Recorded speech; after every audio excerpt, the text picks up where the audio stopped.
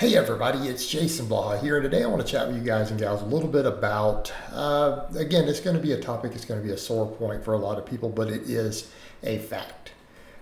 If we simply had these three categories of food removed and we just stop eating them, we wouldn't have the health problems we have. The obesity crisis, and most of our health issues would go away. And by health issues, I'm saying cardiovascular disease, cancer, diabetes.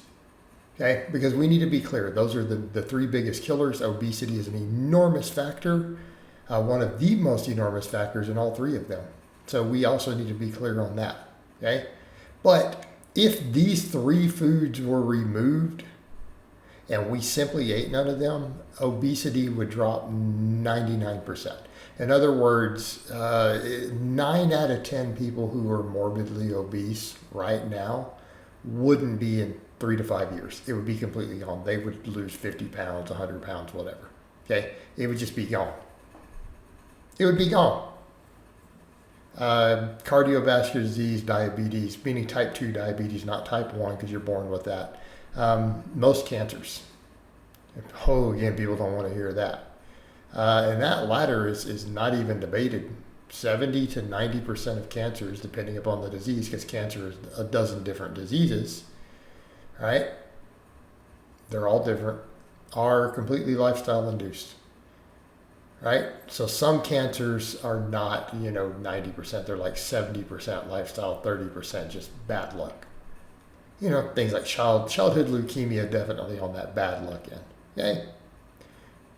Definitely on that bad luck end. But can the early diets of the kids affect it to some extent? Yes. But it's obviously not the sole cause.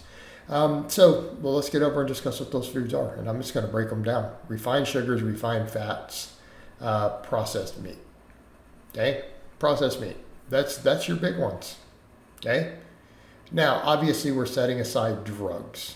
I'm not talking about alcohol. We're not talking about nicotine. Right? Those are all factors too. But they're not so much obesity as the other diseases. But yeah, these foods, this is really the problem. And I threw refined sugars in first.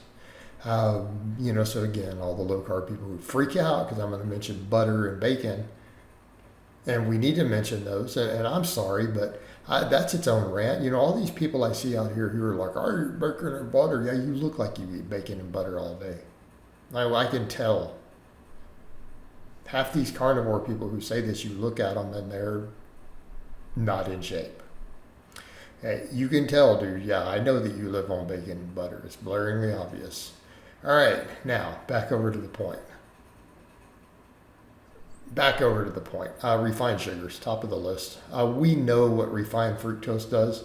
And notice I said refined sugars, and that counts. Honey counts, by the way.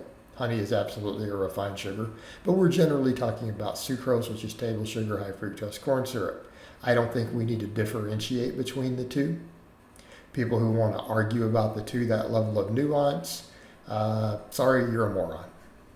The data shows it is such a small difference between the two that yes, it's statistically significant, but practically speaking, in terms of margin of error as far as measuring them when you're putting them in foods, they're pretty much the same, right? There's no practical difference, even though statistically significant difference. In other words, people who care about their health aren't eating either one of these regularly. Again, let's just be realistic, but we know what refined fructose in excess does, and it's really easy to reach excess with these foods, and most Americans do, right? A huge percentage reach excess purely off these foods, obviously. Refined fructose, a problem. We know what it does in the liver. We know what it does to insulin sensitivity, to fatty liver, right? We know what it does to things like later glucose metabolism, insulin sensitivity. Yeah, it's a problem. It's going to eventually make you fat. It's going to potentially make you diabetic. It's a problem. All right, refined fats. And I count butter as a refined fat. It's right up there with the vegetable oils.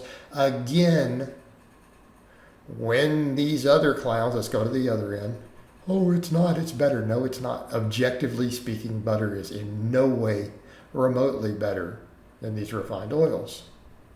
Let's come back over to it. They're all refined fats that potentially negatively affect blood work, and they're devoid of micronutrients of real value. Okay?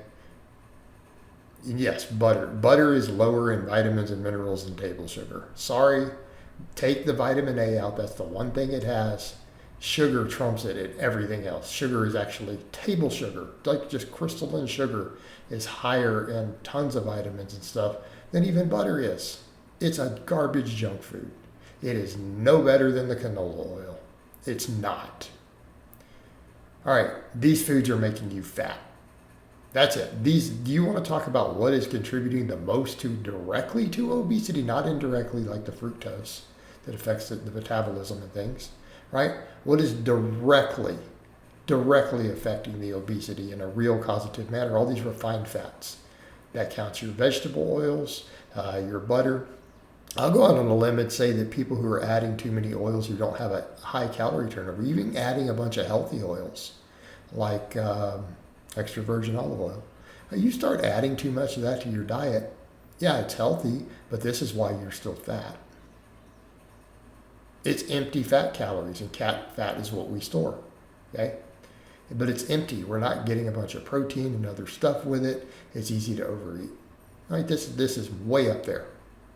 All these things. But the more refined ones, obviously, your canola oil and soybean oils, your butters, these are your problems. And before people mention margarine, it doesn't really exist.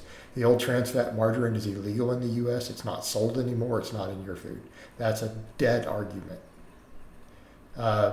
Lawmakers listened on that one to the dietitians and researchers who told them, screamed at them for 15 years, get it off the shelves. They finally did.